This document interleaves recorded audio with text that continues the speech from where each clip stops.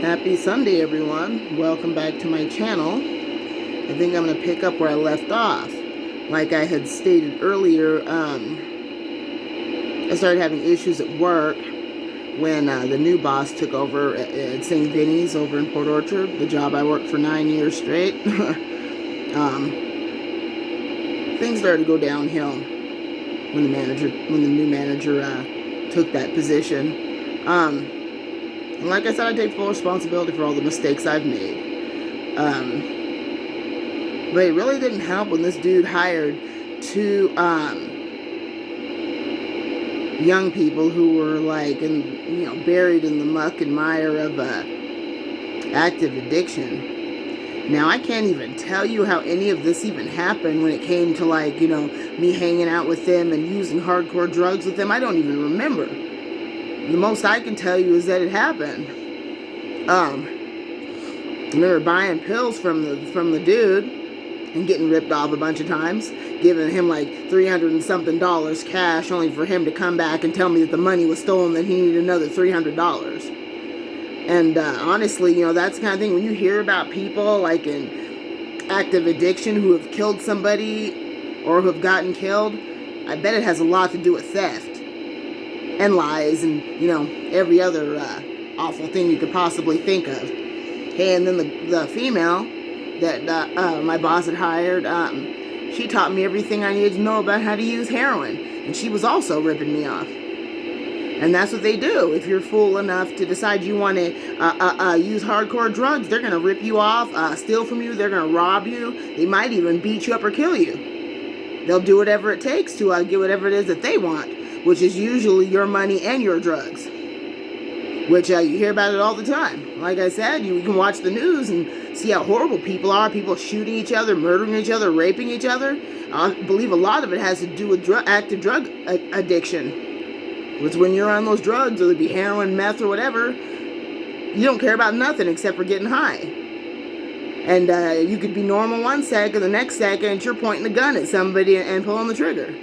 So it's one horrible mess. And like I said, this world is getting worse and worse and worse.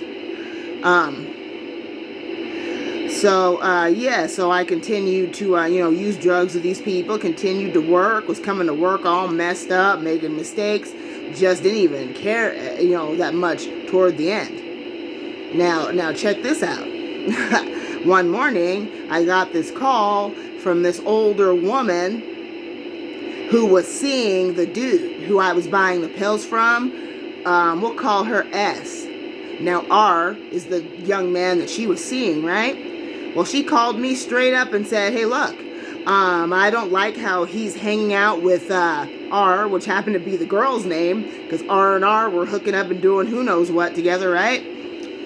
So she called my house just before I had to go to work and told me that if I didn't call him and have him call her as soon as possible, she was going to go into my job and tell my boss that I was a drug addict and was using hardcore drugs. She was going to reveal all of my secrets to him and then talking crazy to me about, it's not my problem, it's not my fault. If you don't have him call me right now, this is what I'm going to do to you. I remember my daughter Beverly, who's 18 now, I remember she was sitting on the bed with me just bawling her eyes out because a woman is on the phone, threatening me and blackmailing me and doing this and that, right? And, long story short, she did end up telling the boss everything. But it's ironic, though, that she was one of the ones who was using drugs with me. She was buying them from me. She was selling them to me, using them with me.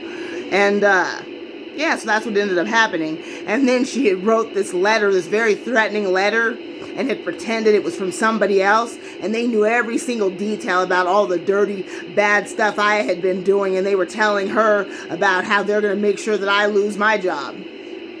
Now, let me stop for a moment and reiterate what I said before. Duh, of course it was my fault that I lost my job. I lost my job because I was using hardcore drugs, and I wasn't a very good employee after that. That's why I lost my job. It was my choice, my decision to act a fool. So why these people seem to think that they can brag about, oh, I did this to her and it caused her life to be destroyed and blah, blah, blah, blah, blah. What you sound like is very stupid, for one. And for two, if you're bragging about someone else's demise, you're more twisted and screwed up in the head than the person who you're laughing at and making fun of. Like, for real, I mean, these people are just hardcore, like, cold-blooded, cold-hearted people. And thank God they're not in my life anymore. And, you know, further on down the road, what I ended up doing is I ended up taking video of that woman, the one who had, you know, quote-unquote, snitched me out to my boss. Ended up taking a video that she didn't know about of her, you know, smoking lots of meth. And then I posted that on the internet for everybody to see. And I really, really, really did.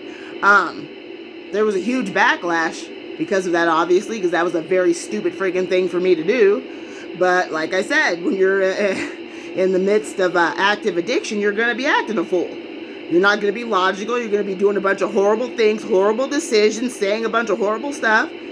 And I regret that every day. Like I said, one of my biggest regrets is the fact that I threw away my life and my kids for drugs. And here I am sitting at almost 3 years, 10 months clean and sober, and still feeling empty. Because the one thing I wanted the most, I did not get. And that's reunification with my 2 oldest kids. And I see other people, you know, their kids are coming around and talking to them, and they're having visits with their kids, and everything seems bright and cheery and all gravy. And then you look at me and it's like, dang, I only did this once. Came around, got clean and sober, and yet I'm still not forgiven. But then again, on the flip side, I don't blame them for not forgiving me. And also, you know, I'm still struggling to forgive my mom, who's dead and gone. Like I said, she was a horrible mom, and she contributed to a lot of my problems growing up. And sometimes I just get up in the morning and just think, dang, you know, I love her, but at the same time, I hate her guts. She was a horrible mom, and she should have went to prison for the way she treated her kids. I mean, seriously, like, twisted, sick in the head human being. Just horrible. And then I get mad at God, and I'm like, God, why did you give me such a horrible family? Why did you give me such screwed up, terrible parents? Why did you put me in the middle of dysfunction? But it's also something that I've got to let go, because it is what it is. Life isn't always going to be lollipops and sunshine. It's going to be ugly sometimes. But you got to dig yourself out of that ugliness and do what you got to do to live a normal, you know, decent life. Like I said, I don't want anybody ever, you know, going through what I've gone through, or put people through what I put people through. It's not worth it. I mean, Jesus Christ, I can't even describe to you that horrible feeling, you know, being, you know, stuck in drug addiction. Now, with me, I started out with heroin. I think I did that for like a year. And then was listening to some dope dealer talk about, oh yeah, I used to be addicted to heroin, but I got off of it by switching to meth. So I thought, maybe I should do that too. So I ended up exchanging one demon for another demon.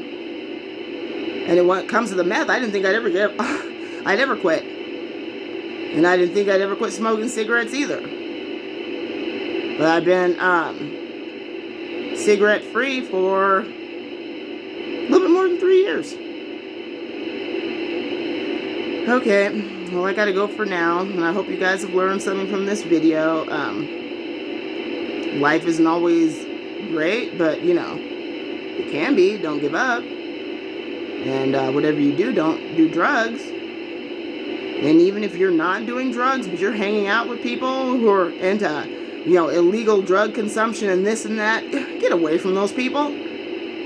If you're clean and sober, it makes no sense why you would be putting your life in danger by hanging out with these people who couldn't care less. You know, what happens to you? They may be smiling to your face while they're plotting to murder you behind your back.